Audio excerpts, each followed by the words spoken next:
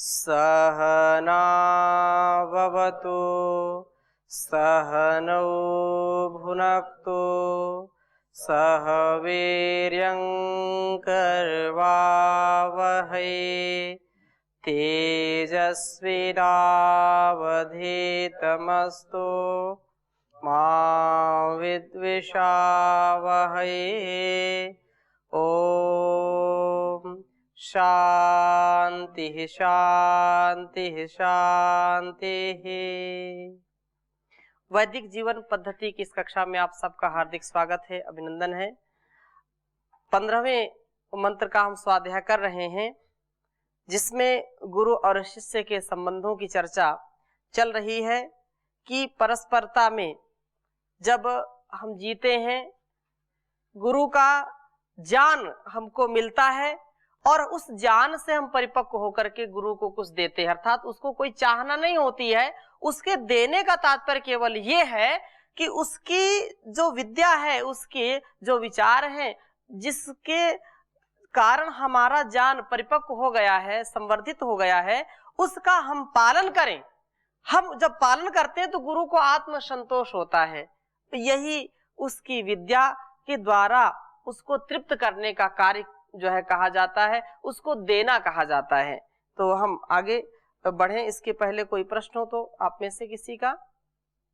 ओम स्वामी जी। जी, अभिज्ञान शिष्य और आचार्य की बात हो रही है। जी, आचार्य शास्त्र के माध्यम से ज्ञान हमें देते हैं, तो क्या केवल शास्त्र ही है कि उनकी वाणी, उनका व्यवहार, उनका आचरण भी ज्ञान का स्रोत है? यदि केवल शास्त्र की बात हो कि शास्त्र से ज्ञान मिलता है, तो कोई व्यक्ति कहीं भी बैठ करके शास्त्र पढ़ ले और ज्ञान प्राप्त कर सकता है।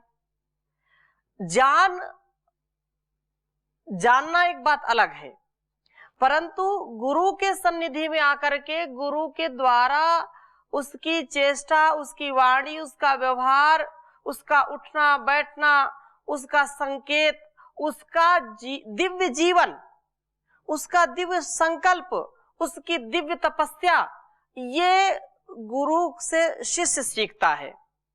शिष्य जब उसको सीख करके अपने जीवन में उतारता है तो वह विशुद्ध रूप से ज्ञान से, कर्म से, उपासना से परिपूर्ण हो जाता है। शुद्ध ज्ञान भी होता है, उसका शुद्ध कर्म भी होता है और शुद्ध उपासना कर सकता है। ऐसे जो शास्त्रीय ज्ञान है, केवल उसी से वह महान बनता है, ऐसा सर्वथा होता नहीं है। बहुत ऐसे होते हैं कि अनेक शास्त्रों को रटे होते हैं, अनेक शास्त्रों को कंठस्थ कर लेते हैं, लेकिन उनके वाणी व्यवहार में, उनके आचरण में बहुत अंतर होता है। वो बार बार गिरते हैं, लुढ़कते हैं, ठोकर खाते हैं, फिर सीखते हैं, फिर आगे बढ़ते हैं। तो गुरु हमको ठोकर नहीं देता है, हमको ठोकर से बचाता है। कैसे बचाता है? अपने अनुभवों से, अपने अनुभवों को सुनाता है।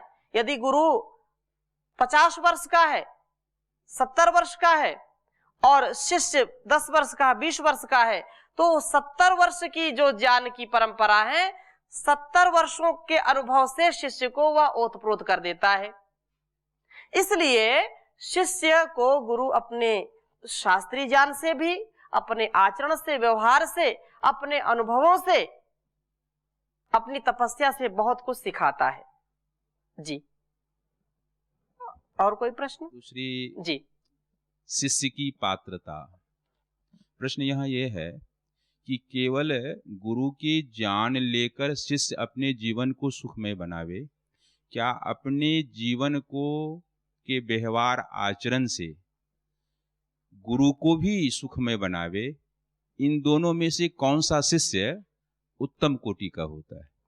दोनों बातें हैं। जैसा जैसा गुरु ने बताया वैसा वैसा आचरण करना, वैसा वैसा चलना, जैसा जैसा कहा केवल उतना ही। एक तो वो हो गया।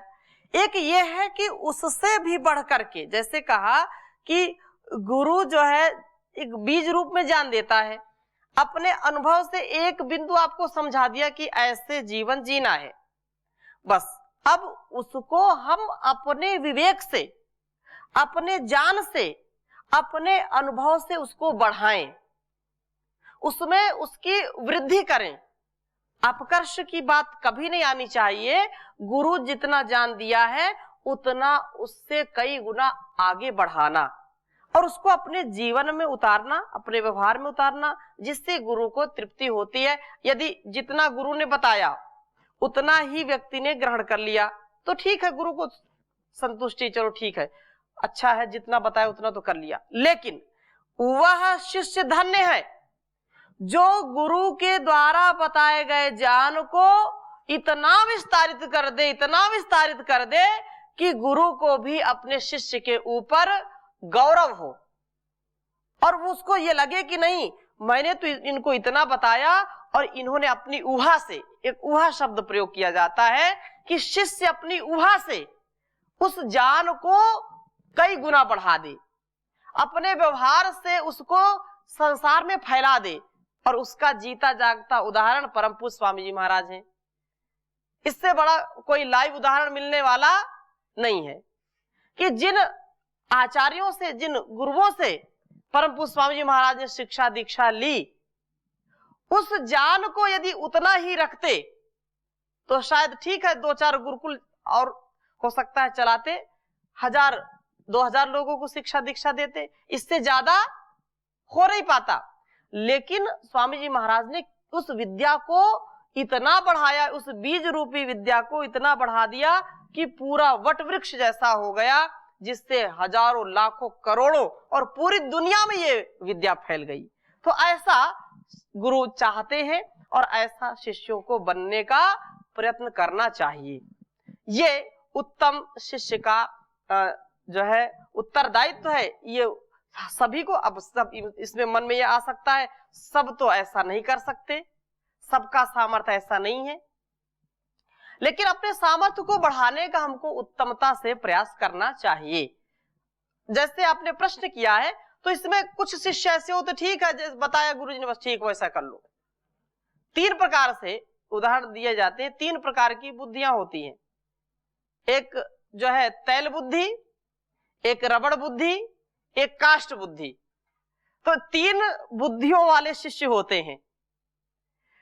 उत्तम बुद्धि वो है जो तैल बुद्धि है, अर्थात पानी में यदि एक बूंद हल्का सा तेल डाल दीजिए, बहुत पानी विस्तृत है, फैला हुआ है या पात्र है सब्जी का, उसमें पानी बहुत है, एक बूंद तेल डालिए, तेल क्या है, पूरे पानी में ऊपर ऊपर फैल जाता है, फैल जाता है ना, एक बूंद तेल।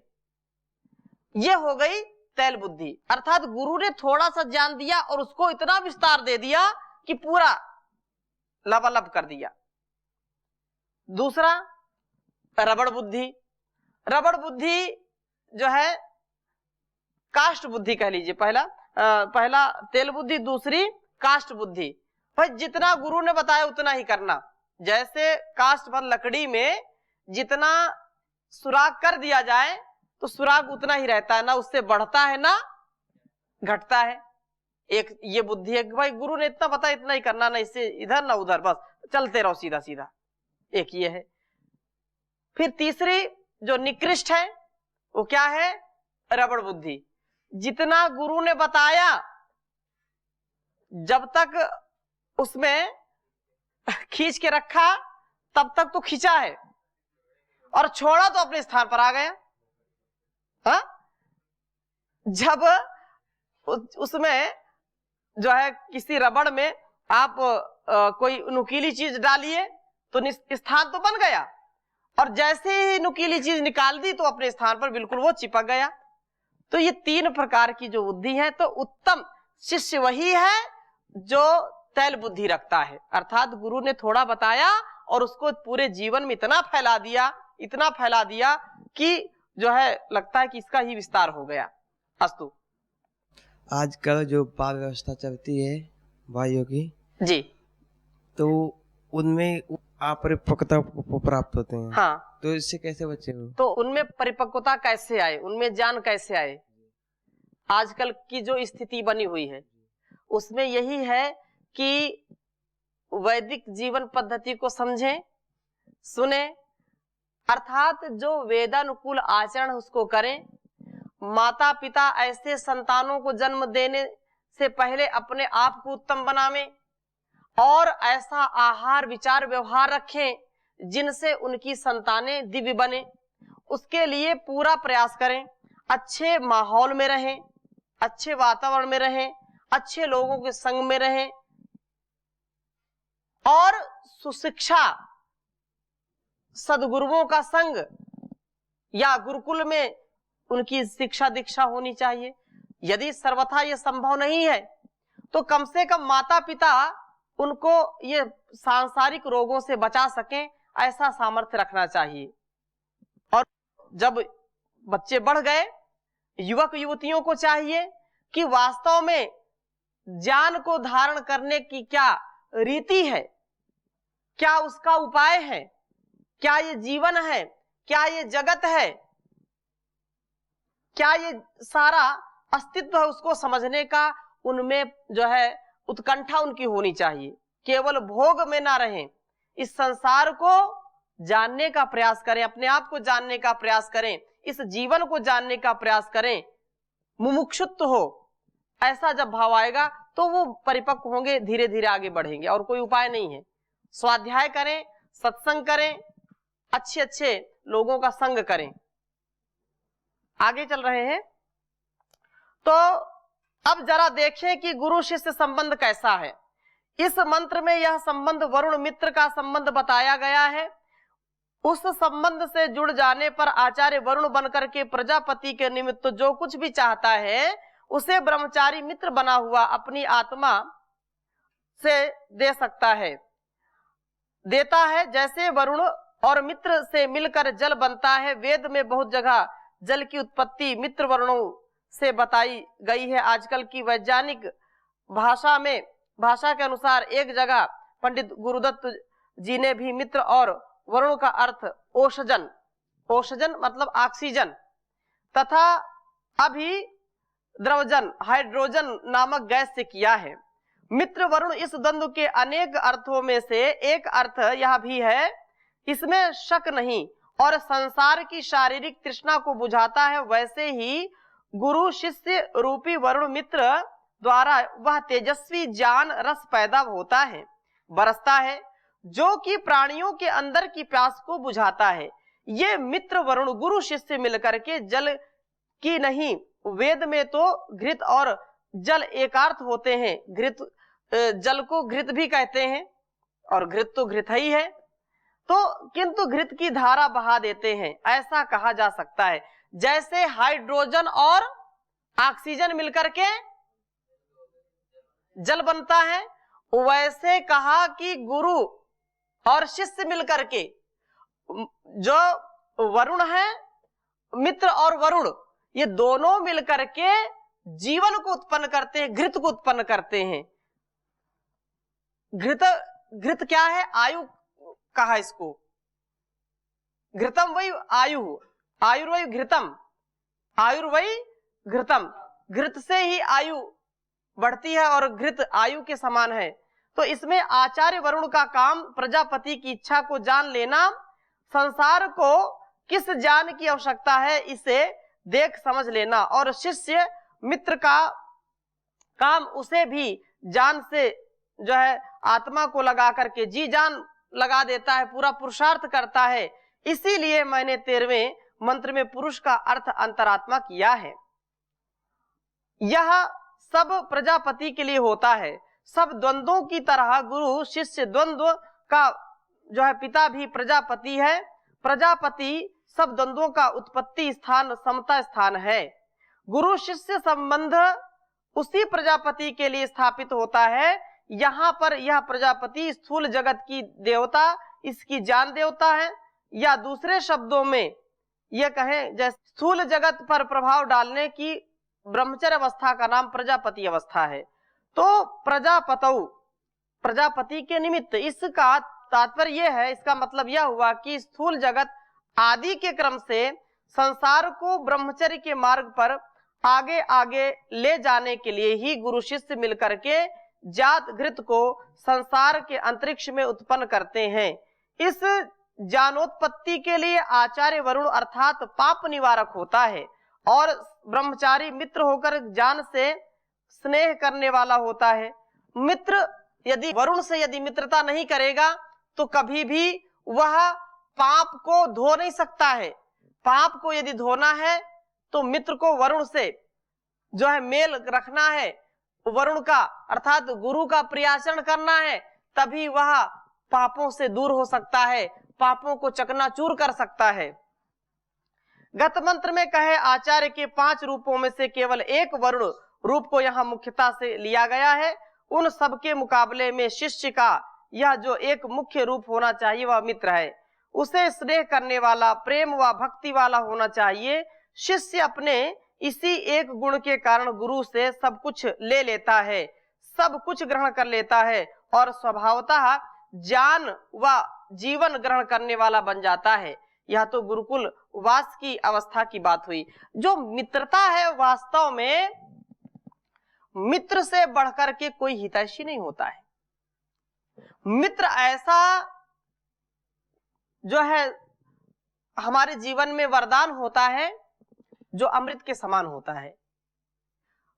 इतिहास में भी देखें कि जिन्होंने मित्रता की है, सच्ची मित्रता, तो मित्र के लिए सब कुछ निछावर कर देते हैं और उसको सबसे बड़ा मित्र कहते हैं। किसको? परमात्मा को। वो मित्रों का भी मित्र है। त्वमेव बंधुश्च सखा त्वमेव, वो बंधु है, सखा है, मित्र है। तो मित्र वरुणा। आगे और बात कह रहे हैं, किंतु स्नातक हो जाने पर शिष्य देता है और गुरु लेता है।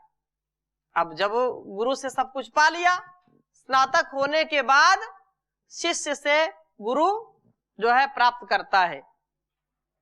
ऊपर कहा गया कि यह संबंध बहुत लंबा है, जीवन पर्यंत या इससे भी आगे रहता है। गुरुकुलवास में तो गुरु देता है और शिष्य लेता है, पर स्नातक होने पर शिष्य की देने की बारी आती है। उस देने को गुरु दक्षिणा कहते हैं।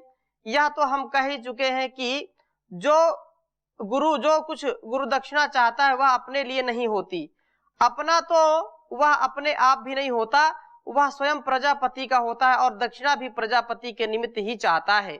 अतः उसकी यह चाहना, यह इच्छा उसकी किसी बड़े और आवश्यक जगत कल्याण के कार्य के लिए ही होती है, उसकी पूर्ति के रूप में होती है। किसी सेवा व परोपकार के कार्य की होती है। ब्रह्मचारी उसे अपने अंदर की शक्ति से, अपनी आत्मा की शक्ति से पूरा करता है, अपना ही समझ करके पूरा करता है, कोई बोझ नहीं समझता है। भाई गुरु ने हमको नया जीवन दिया है और गुरु ने जो मांगा है वो अपने लिए नहीं मांगा है, संसार के उपकार के लिए, संसार के कल्याण के लिए, परमार्थ के लिए मांगा है, तो उसको भी बहुत सहर्ष वह स्वीकार करता है और वैसा उसको देता है। प्रजापति के काम के लिए धन जैसी वस्तु भी आवश्यकता हो सकती है इसकी। ब्रह्मचारी जब जब उसे पूरा करता है तब तो उसे उसके पीछे भी उसकी आत्मा होती है। उसकी दक्षिणा, उसका दान कभी आत्महीन नहीं होता। यदि कोई दक्षिणा शिष्य अंतरात्मा से नहीं देता तो वह गुरु दक्षिणा कभी नहीं हो सकती है, नहीं कभी उसको शांति भी मिल सकती है। गुरु का प्रियाचरण उसका जीवन का आधार है और गुरु को जब कोई दक्षिणा देगा तो उसमें उसका आत्मीयता का जुड़ाव होगा, आत्मीय लगाव होगा, तभी उसको दे सकता है। जैसे हम सब यहाँ रहते हैं तो हम गुरु की जो भक्ति में या गुरु की श्रद्धा में, गुरु की निष्ठा में रहते हैं।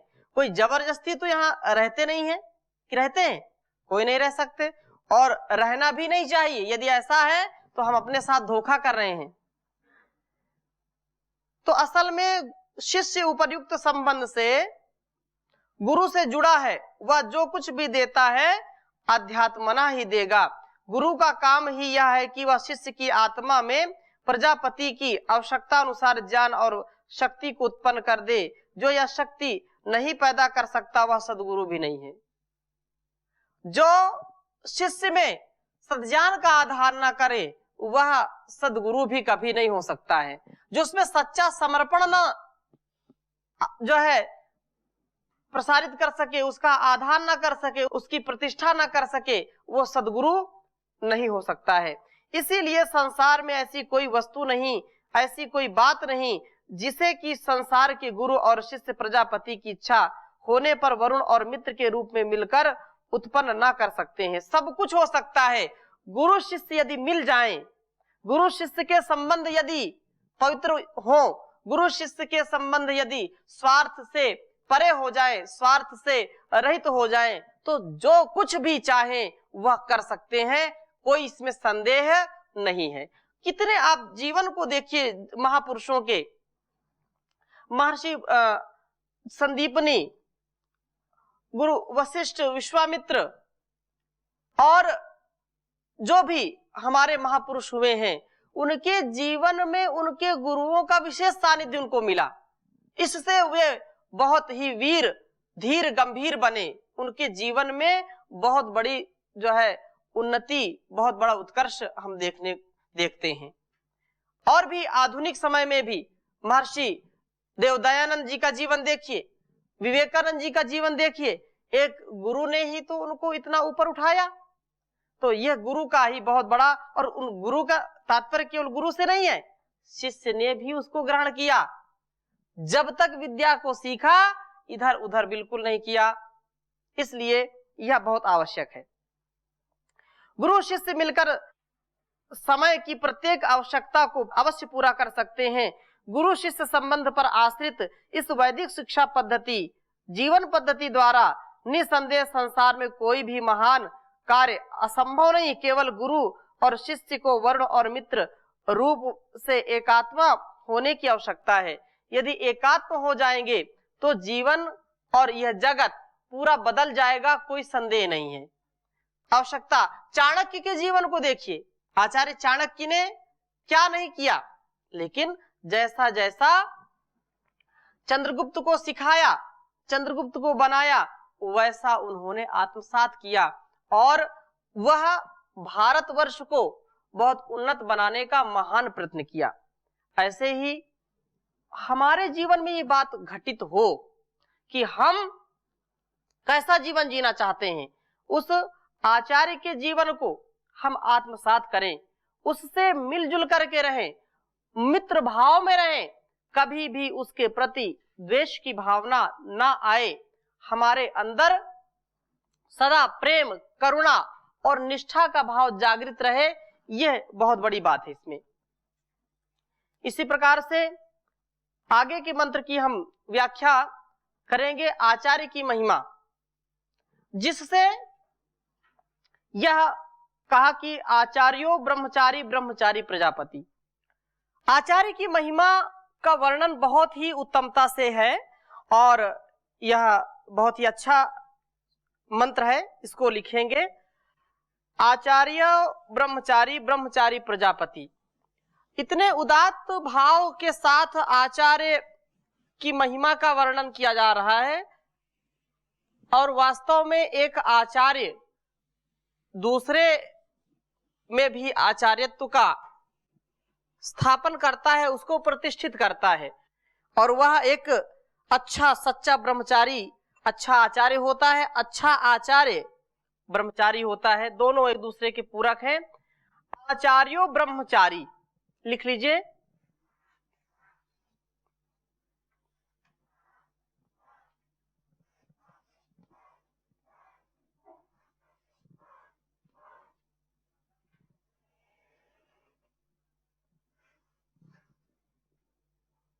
आचार्यो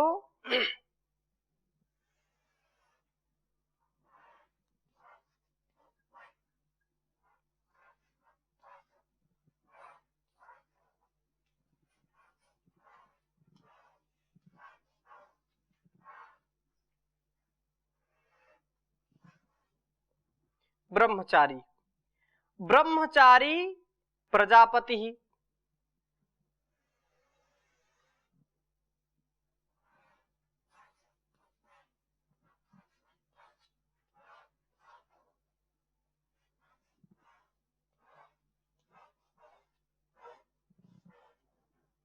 आचार्यो ब्रह्मचारी और ब्रह्मचारी प्रजापति।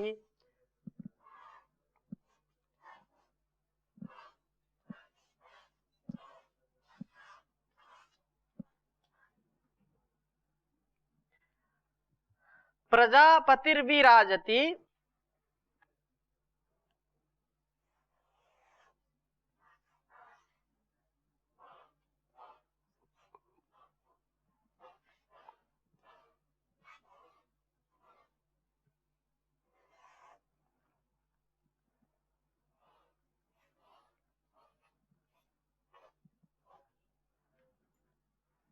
प्रजापतिर्विराजति।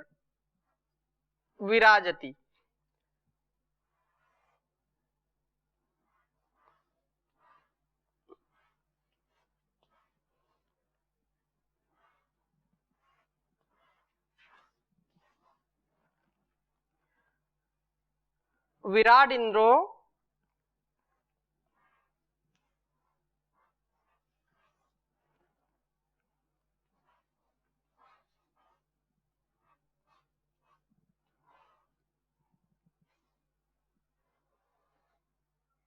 विराट इंद्रो भवद्वशी।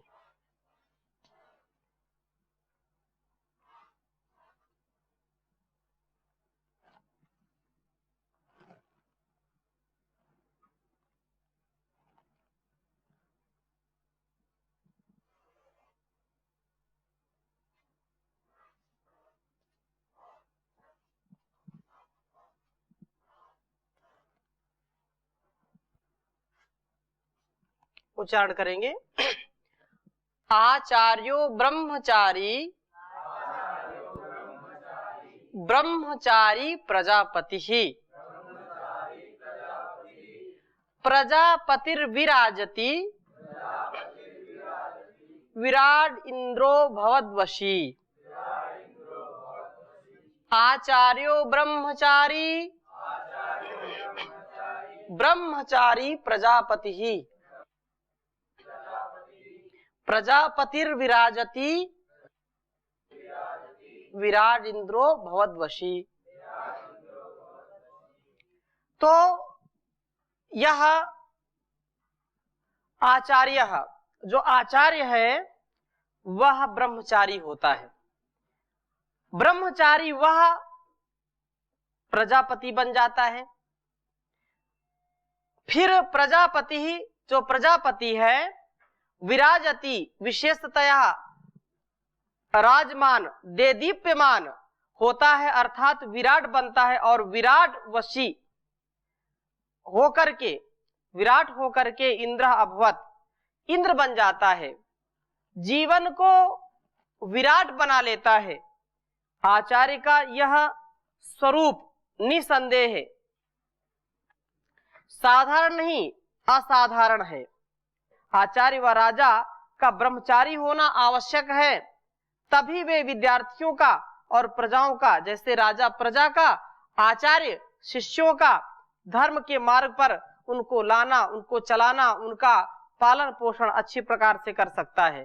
तो आज की चर्चा में यहीं तक, शेष चर्चा अगले भाग में करेंगे। ओम शांति शांति शांति।